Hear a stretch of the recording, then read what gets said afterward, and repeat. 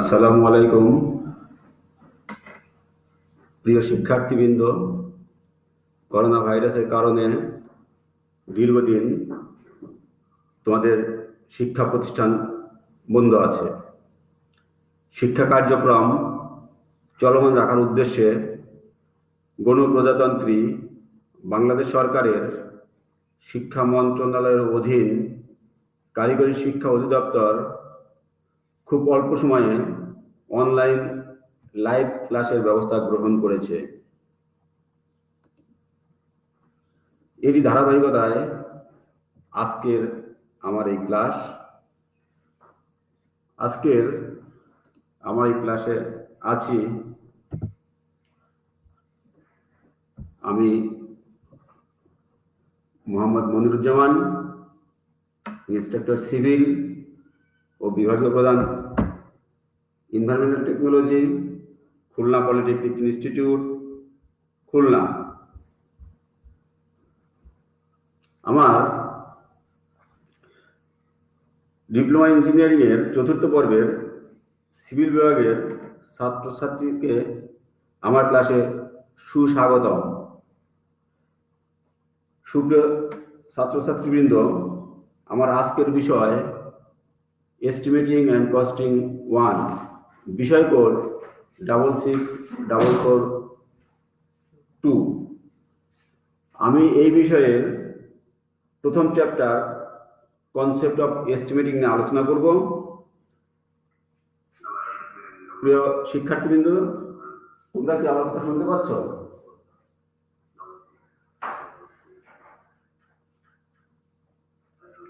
তোমরা অবশ্যই ভিডিওটা শেয়ার করে অন্য সবাইকে শোনার সুযোগ দিও। আমরা এস্টিমেটিং 1 কেন পড়ব? এই পাঠের উদ্দেশ্য কি? তোমরা যদি এই এস্টিমেটিং 1 ভালো করে পাঠ করে জানো, তাহলে সিভিল ইঞ্জিনিয়ারিং কাজের মালামালের পরিমাণ বিশ্লেষণ করতে পারবে, নির্মাণ কাজের মালামালের পরিমাণ নির্ণয় করতে পারবে, সিভিল ইঞ্জিনিয়ারিং কাজের সারসংক্ষেপ নির্ণয় করতে পারবে,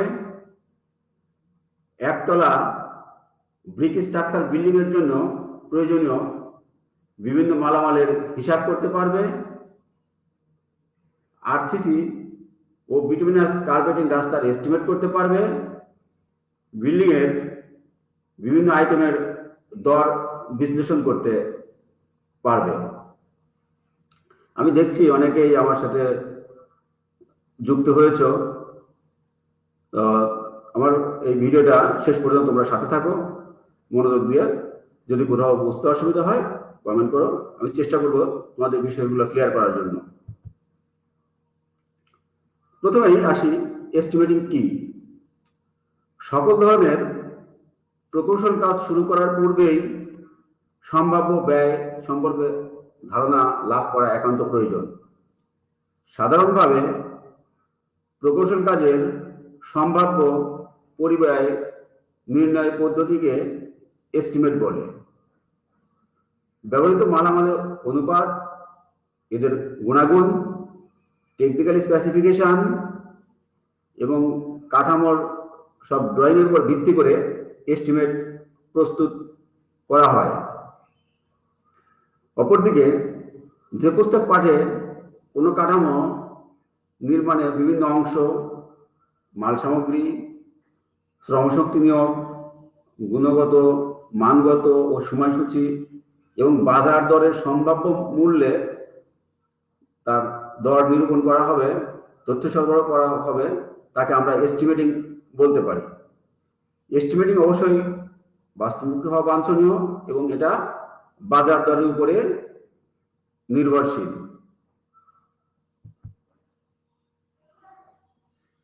এস্টিমেটের প্রকারভেদ।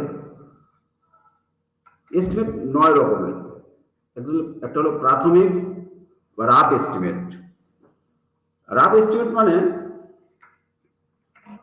কোনো প্রকল্পের টেকনিক্যাল স্যাংশনের জন্য ঊর্ধ্বতন কর্তৃপক্ষ তোমার একটা খরচের পরিমাণ জানতে চাইতে পারে। মনে করো, একটা উদাহরণ দিলে ব্যাপারটা ক্লিয়ার হবে। তোমার কর্তৃপক্ষ তোমার ক্যাম্পাসে 1200 বর্গফুট 10,000 বর্গফুটের একটা ভবন তৈরি করতে চায়। তোমাকে জিজ্ঞেস করলো, জানতে চাইলো যে 10,000 বর্গফুট ভবন তৈরি করতে কত টাকা লাগবে।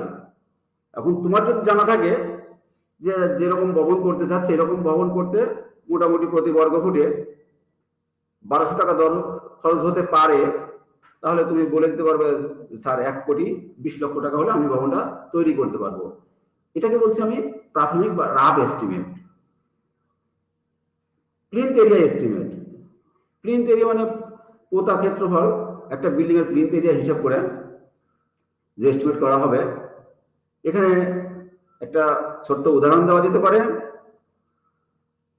মনে করো তোমার প্রতিবেশী 1500 বর্গফুটের একটা 3 তলা ফাউন্ডেশন দিয়ে 1 তলার একটা বাড়ি তৈরি করতে খরচ করেছে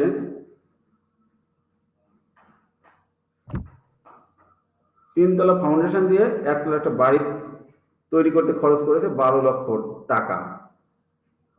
মানে তাহলে প্রতি বর্গফুটে খরচ হলো 800 টাকা। এখন তুমি যদি একটা 800 বর্গফুটে একটা বাড়ি করতে চাও, তাহলে তোমার খরচ হবে 800 × 800, 6,40,000 টাকা। এটা হলো প্লিন্থ এরিয়া এস্টিমেট। এরপরে ঘনত্ব ভিত্তিক এস্টিমেট। আমাদের ভবনগুলোর হাইট সাধারণত 10 ফিট। তো কিন্তু কোনো কোনো ক্ষেত্রে ভবনের হাইট বেশি হতে পারে, ওয়ার্কশপ বিল্ডিংগুলোর হাইট বেশি হয়। তো আমাদের এখানে 3 ডাইমেনশনাল। এখন ওয়ার্কশপ বিল্ডিংগুলোকে যদি আমরা 10 ফিট হাইটের প্লিন্থ এরিয়া নিয়ে কাজ করি, তাহলে হিসাব ভুল হবে। কারণ উচ্চতা বেশি হলে সেখানে খরচ বেশি হবে, গাঁথুনি বেশি হবে, কলাম বেশি হবে, রড বেশি লাগবে। সেই ক্ষেত্রে দৈর্ঘ্য প্রস্থ উচ্চতা নিয়ে প্লিন্থ এরিয়ার মতো করে আমরা এখানে ঘনত্ব ভিত্তিক রেট এস্টিমেট করতে পারি। আনুমানিক এস্টিমেট। আনুমানিক এস্টিমেট বলতে বোঝাচ্ছে, এখানে আমরা ছোট একটা এক্সাম্পল নিয়ে আসতে পারি। মনে করো একজন লোক একটা 15 ফুট চওড়া 30 হাত একটা ঘর তৈরি করতে, পাকা ঘর তৈরি করতে খরচ করছে 6 লক্ষ টাকা। তার মানে 30 হাত ঘরে যদি 6 লক্ষ টাকা খরচ হয়, তাহলে প্রতি হাত ঘরে ঐকিক নিয়মে যদি হিসাব করি 20,000 টাকা করে খরচ করেছে। এখন তুমি তোমার বাড়িতে 50 হাত ঘর একটা তৈরি করতে চাও, তাহলে সেই ক্ষেত্রে 50 হাত ঘর × 20,000 টাকা, তার মানে তোমার এখানে 10 লক্ষ টাকা খরচ হতে পারে। 5 নাম্বার, একক দর ভিত্তিক detail estimate. This is important একটা এস্টিমেট। এখানে প্রত্যেকটা আইটেম ওয়াইজ হিসাব করা হবে এবং তার আইটেম ওয়াইজ দর নির্ণয় করে এস্টিমেট তৈরি করা হবে। Revised estimate. কর্তৃপক্ষ একটা এস্টিমেট অনুমোদন করেছে, কিন্তু দেখা যাচ্ছে সেই এস্টিমেট কাজ করতে গিয়ে 5% ভেরি করছে। সেক্ষেত্রে আমরা ওই এস্টিমেট আর গ্রহণ করতে পারবো না। আমাদের পুনরায় একটা এস্টিমেট করতে হবে কর্তৃপক্ষের মঞ্জুরির জন্য। এই যে এস্টিমেটকে বলা হবে revised estimate. Supplementary estimate. Tender ডকুমেন্টে বা এস্টিমেটে উল্লেখ নাই এরকম কোনো আইটেমের কাজ করতে গেলে যে এস্টিমেট করতে হবে সেটা হলো সাপ্লিমেন্টারি এস্টিমেট। এখানে আমরা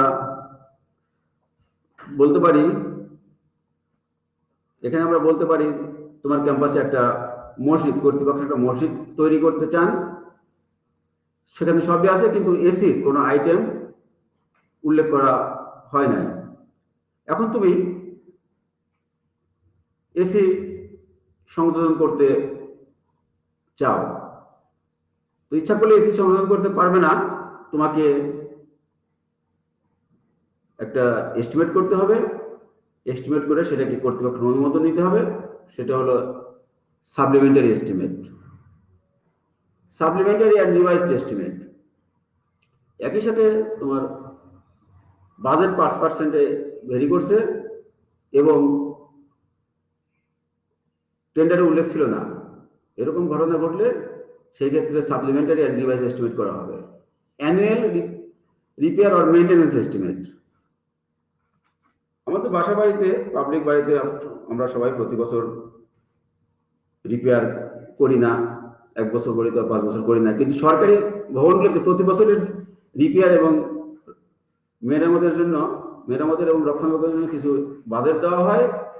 সেই অনুযায়ী প্রতি বছর রিপেয়ার মেইনটেনেন্স কাজ করা হয়। এই যে এস্টিমেটকে বলা হবে রিপেয়ার মেইনটেনেন্স এস্টিমেট। যেমন সরকারি DC office, DC bungalow, SP office, civil surgeon office, তোমার কলেজ, এগুলোতে বাৎসরিক মেরামত রক্ষণাবেক্ষণ এস্টিমেট করা হয়ে থাকে। এস্টিমেটের উপবিভাগ। এস্টিমেটে কি কি জিনিস থাকে? এস্টিমেটে তোমার থেকে ম্যাটেরিয়ালস থাকবে, লেবার থাকবে, কাজ করতে গেলে মালামাল লাগবে, শ্রমিক লাগবে, যন্ত্র গ্র্যান্ড লাগবে, ওভারহেড চার্জ লাগবে, মুনাফা লাগবে। এখানে আসো, তোমরা মালামাল, লেবার, প্ল্যান্ট বুঝতে পেরেছো। আমরা একটু ওভারহেড চার্জ নিয়ে একটু কথা বলি। নির্মাণ কাজ পরিদর্শন ও পরিচালনার জন্য ঠিকাদারের বিভিন্ন ব্যয় হয়ে থাকে। উক্ত ব্যয় প্রদানের জন্য দর বিশ্লেষণের সময় নির্দিষ্ট হারে প্রতিটি দফার উপর কিছু টাকা বরাদ্দ রাখা হয়। একে আমরা ওভারহেড চার্জ বলি। এটা শ্রমিক ও মালামালের মোট খরচের 3.5% হারে ধরা হয়। আর মুনাফা আমাদের বাংলাদেশ স্ট্যান্ডার্ডে সাধারণত 10% কন্ট্রাক্টর প্রফিট ধরা হয়।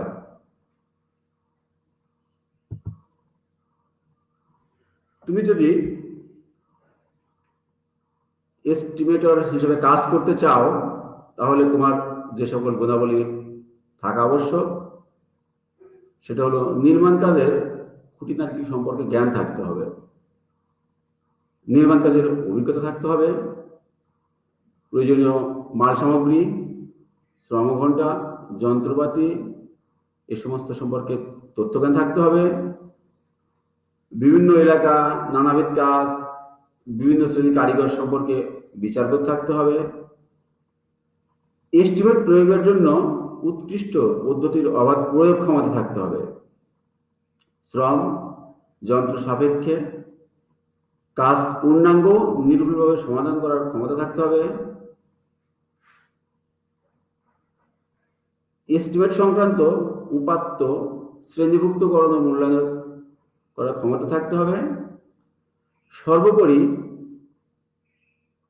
নির্মাণ প্রক্রিয়ার ধাপগুলা মানুষগুলোকে দর্শন ক্ষমতা থাকতে হবে। আমি এখানে অনেকের কমেন্টস দেখতে পাচ্ছি। আমার কোনো এক স্নেহের ছাত্র বলেছে, স্যার 5 নম্বর চ্যাপ্টার পড়ান। কেউ বলেছেন ভালো বোঝা যাচ্ছে না। আসলে 5 নম্বর চ্যাপ্টারে যাব। আমি এই যে আমার ক্লাসটা, এটা সারা বাংলাদেশের স্টুডেন্টরা দেখছে। অনেকের ক্লাস হয়েছে, অনেকের হয় নাই, বিশেষ করে সেকেন্ড শিফটে অনেকের ক্লাস হয় নাই। তো ওই জন্য প্রথম থেকে শুরু করেছি। তোমরা ধৈর্য সহকারে দেখো। পুরা এস্টিমেট 1টা নিয়ে আমি তোমাদের সাথে কথা বলবো। অনেকে ছবি ক্লিয়ার বোঝা যাচ্ছে না বলেছ। আসলে তোমার নেটের সমস্যাও থাকতে পারে। আমার নেট এখানে তো আমি ক্লিয়ারই দেখতে পাচ্ছি। একটু ভালো করে দেখার চেষ্টা করো, দেখতে পাবে ইনশাল্লাহ। এস্টিমেটের সাথে সহগামী বিষয়। সহগামী মানে শুধু তুমি এস্টিমেট করলে, এস্টিমেট সাবমিট করলে হবে না, এর সাথে আরো কিছু ডকুমেন্ট দিতে হবে। একদম রিপোর্ট। তুমি একটা কাজ করতে যাচ্ছ, একটা ভবন তৈরি করতে যাচ্ছ, এর ইতিহাস কেন দরকার, কি কাজে লাগবে, এগুলো রিপোর্ট দিতে হবে। জেনারেল স্পেসিফিকেশন থাকতে হবে, ডিটেলস স্পেসিফিকেশন থাকতে হবে, সকল ড্রয়িং থাকতে হবে, দর বিশ্লেষণ থাকতে হবে।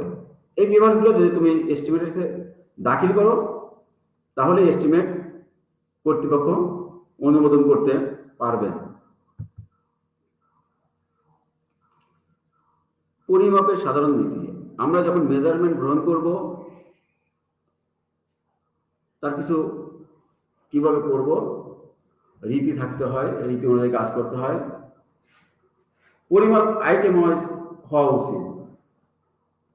মনে করো একটা কাজ হচ্ছে ইটের গাঁথনির কাজ, কাজে ঢালাই হচ্ছে, ঢালাইয়ের কাজ আলাদা, প্রত্যেকটা আইটেম ওয়াইজ হবে এবং প্রত্যেকটা আইটেম শেষে মাপ নেওয়া উচিত।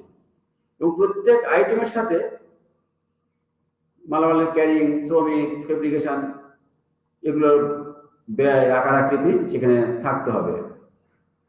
তুমি যখন লিখবে তখন প্রথমে দৈর্ঘ্য লিখবে, তারপরে প্রস্থ, তারপর উচ্চতা, এইভাবে সিরিয়ালি লিখে মেজারমেন্ট বই এন্ট্রি করতে হবে।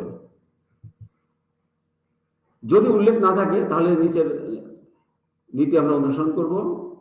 হালকা পাতলা, দীর্ঘ, কম প্রস্থযুক্ত কাজের জন্য 1 সেন্টিমিটার পর্যন্ত মাপা হবে। কম প্রস্থযুক্ত পৃষ্ঠে কাজের দৈর্ঘ্য প্রস্থ নির্ণয়পূর্বক সন্নিহিত 0.01 বর্গমিটার পর্যন্ত ক্ষেত্রফল নির্ণয় করা হবে। তারপরে তুমি কত পর্যন্ত, তোমার কত পর্যন্ত নিতে হবে, কোন পর্যন্ত যেতে হবে মা, সেই পর্যন্ত আমরা এখানে বলছি। দৈর্ঘ্যের ক্ষেত্রে 1 সেন্টিমিটার, হাফ সেন্টিমিটার হলে আমরা ওটা নিব না। আর ক্ষেত্রফলের ক্ষেত্রে 0.01 বর্গমিটার মতো নিব। এরপরে আর এর নিচেরটা আমরা অমিট করব। বৃহদাকার কাজের জন্য দৈর্ঘ্য, প্রস্থ, উচ্চতা যেখানে 0.01 ঘনমিটার পর্যন্ত নিয়ে আয়তন নির্ণয় করব। বিভিন্ন অবস্থায় এবং পরিবেশে একই ধরনের কাজকে পৃথক করে আলাদা দফায় মাপতে হবে। খুচরা কাজ, ঠিকা কাজ, এগুলো সংখ্যা হিসাব করতে হবে।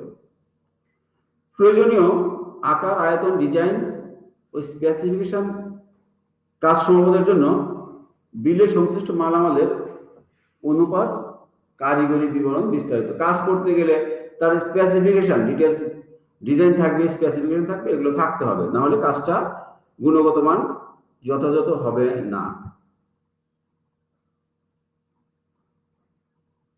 আমরা যখন গাঁথনি করতে যাব, গাঁথনি করতে গেলে ভবনের পুরা যদি গাঁথনি করি তাহলে তো একটা গোডাউন হবে।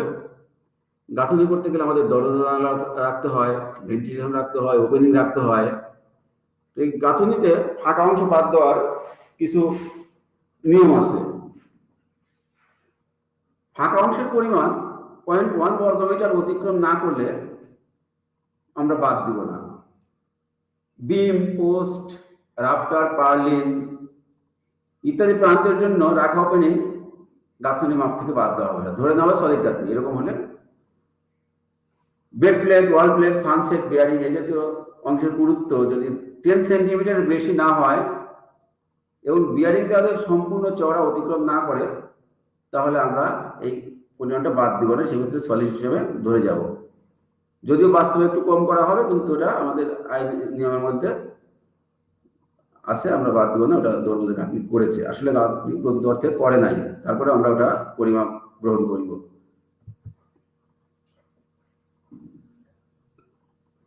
বেলায়েত হাসান বলেছেন অল ক্লিয়ার স্যার। ধন্যবাদ বেলায়েত, আমরা শুনতে পাচ্ছ। প্লাস্টার কাজে ফাঁকা অংশ বাদ দিতে যে নিয়ম আছে সেটা আমরা দেখছি। গাঁথনিতে যেমন ফাঁকা অংশ বাদ দিতে হয়, যেখানে গাঁথনি হবে না সেখানে প্লাস্টারও হবে না। গাঁথনি আমরা দেখলাম ফাঁকা অংশ বাদ দেওয়ার নিয়ম। এবার প্লাস্টারিং এর কাছে ফাঁকা অংশ বাদ দেওয়ার নিয়মটা দেখি। অনধিক 0.5 বর্গমিটার পর্যন্ত যদি এরিয়ার কোনো বিম, ওপেনিং, পোস্টের প্রান্তের জন্য বাদ দেওয়া হবে না।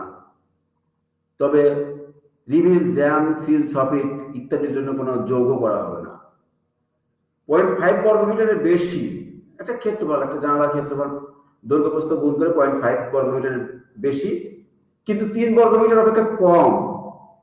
এরকম ওপেনিং এর উভয় পাশে প্লাস্টার করা হলে এক পাশ বাদ দেওয়া হবে, অন্য পাশের জন্য জ্যাম সিল সবিট বাড়তি যোগ করা হবে না।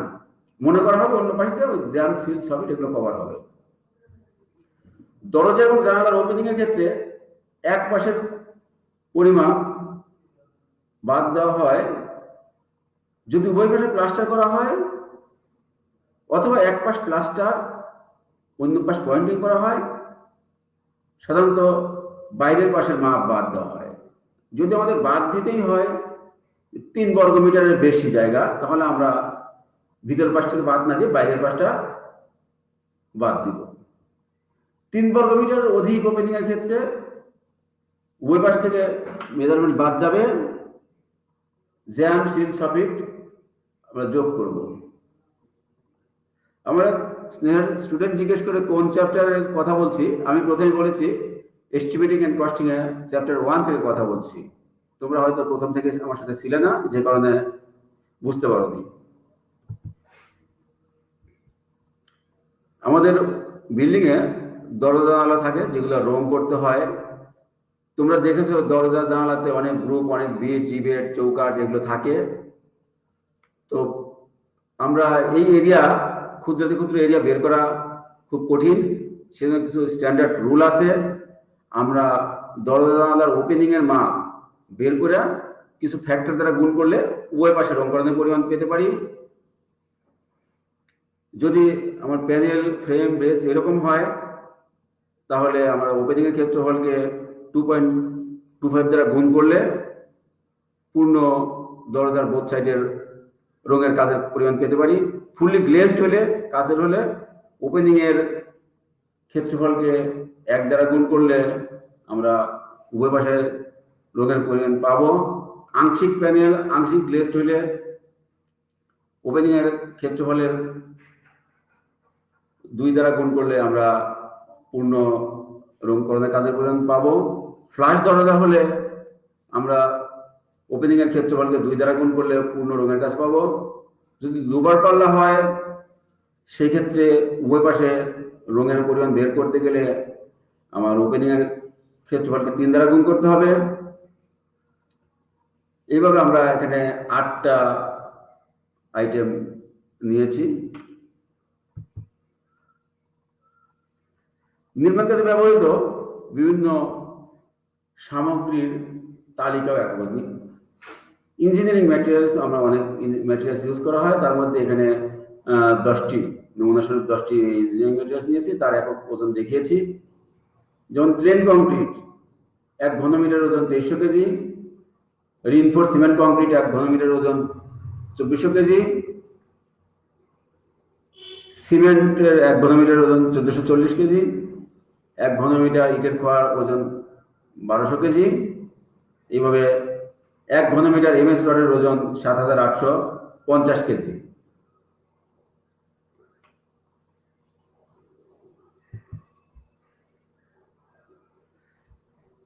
পরিমাপের একক, আমরা পরিমাপের এককটা কিভাবে ধরব? আয়তন ও পরিমাণ এর নীতি অনুসারে যে এককগুলো ব্যবহার করা তা নিম্নরূপ। যদি ক্ষুদ্র আয়তন হয় সেক্ষেত্রে একক হবে মিলিমিটার। খুব ছোট জিনিস, ক্ষুদ্র আয়তন, একক মিলিমিটারে আমরা পরিমাপ করব।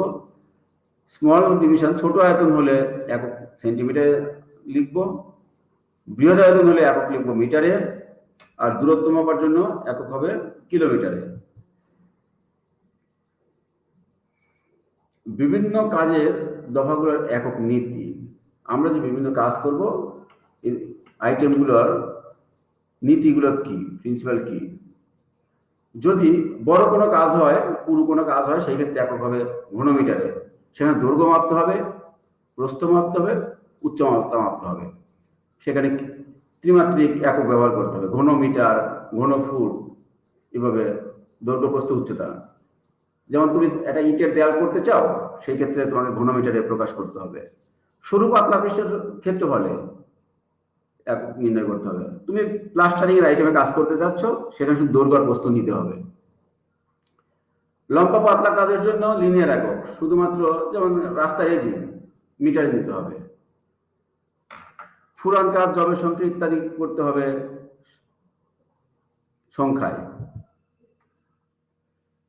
এস্টিমেট সম্পর্কে কিছু ইনফরমেশন।